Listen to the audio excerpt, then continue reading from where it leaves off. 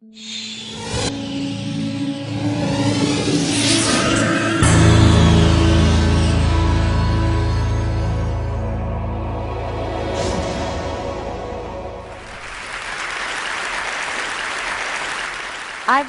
been working on issues of poverty for more than 20 years, and so it's ironic that the problem and question that I most grapple with is how you actually define poverty. What does it mean? So often we look at dollar terms, people making less than $1 or $2 or $3 a day, and yet the complexity of poverty really has to look at income as only one variable, because really it's a condition about choice and the lack of freedom.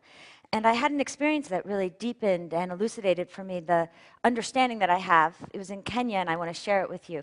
I was with my friend Susan Meiselas, the photographer, in the Mathare Valley slums. Now, Mathare Valley is one of the oldest slums in Africa. It's about 3 miles out of Nairobi, and it's 1 mile long and about 2/10 of a mile wide, where over 500,000 people live crammed in these little tin shacks, generation after generation, renting them, often 8 or 10 people to a room.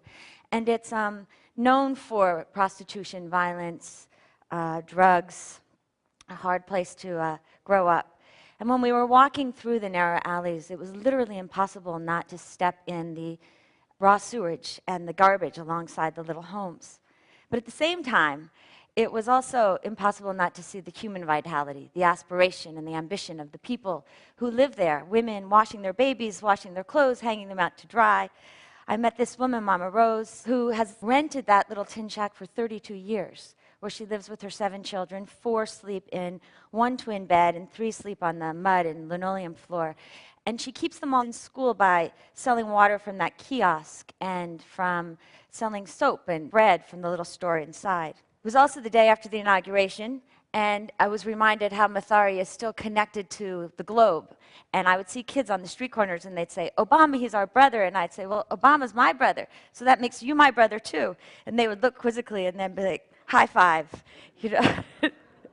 And it was here that I met Jane. I was struck immediately by the kindness and the gentleness in her face, and I asked her to tell me her story. She started off by telling me her dream. She said, "I had 2. My first dream was to be a doctor. And the second was to marry a good man who would stay with me and my family, because my mother was a single mom and couldn't afford to pay for school fees. So I had to give up the first dream. And I focused on the second. She got married when she was 18, had a baby right away. And when she turned 20, found herself pregnant with the second child. Her mom died, and her husband left her, married another woman. So she was again in Mathare with no income, no skill set, no money, and so she ultimately turned to prostitution. It wasn't organized in the way we often think of it. She would go into the city at night with about 20 girls, look for work, and sometimes come back with a few shillings or sometimes with nothing. And she said, the poverty wasn't so bad, it was the humiliation and the embarrassment of it all. In 2001, her life changed. She had a girlfriend who had heard about this organization, Jamii Bora, that would lend money to people no matter how poor you were, as long as you provided a commensurate amount in savings. And so she spent a year to save $50 and started borrowing. And over time, she was able to buy a sewing machine. She started tailoring. And that turned into what she does now, which is to go into the secondhand clothing markets. And for about $3.25, she buys an old ball gown. Some of them might be ones you gave. And she repurposes them with frills and ribbons and makes these frothy confections that she sells to women for their daughter's Sweet 16 or First Holy Communion, those milestones in a life that people want to celebrate all along the economic spectrum. And she does really good business. In fact, I watched her walk through the streets hawking.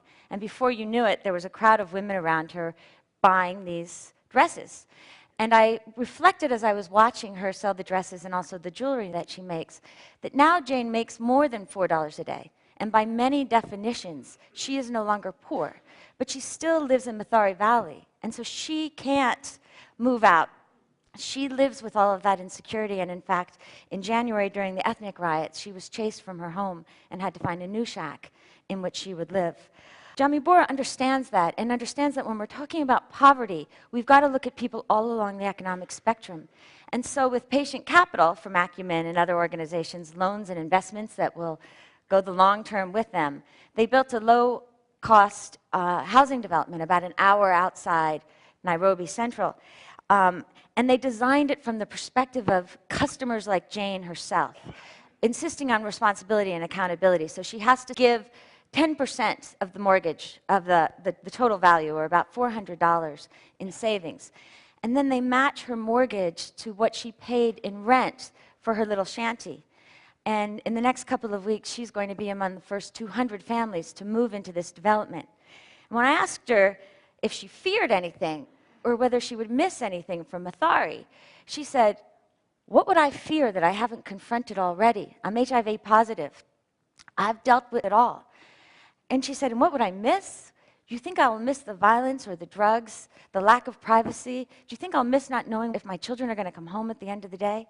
She said, "If you gave me 10 minutes, my bags would be packed." And so I said, "Well, what about your dreams?" And she said, "Well, you know, my dreams don't look exactly like I thought they would when I was a little girl. But if I think about it, I thought I wanted a husband, but what I really wanted was a family that was loving. And I fiercely love my children, and they love me back." And she said, "I thought I wanted to be a doctor, but what I really wanted to be was somebody who served and healed and cured.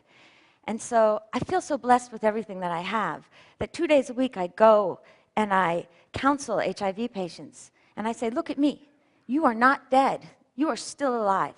And if you are still alive, you have to serve." And she said, "I'm not a doctor who gives out pills, but maybe I give out something better because I give them hope." And in the middle of this economic crisis, where so many of us are inclined to pull in with fear, I think we're well suited to take a cue from Jane and reach out, recognizing that being poor doesn't mean being ordinary. Because when systems are broken, like the ones that we're seeing around the world, it's an opportunity for invention and for innovation. It's an opportunity to truly build a world where we can extend services and products to all human beings so that they can make decisions and choices for themselves. I truly believe it's where dignity starts. We owe it to the Janes of the world, and just as important, we owe it to ourselves. Thank you.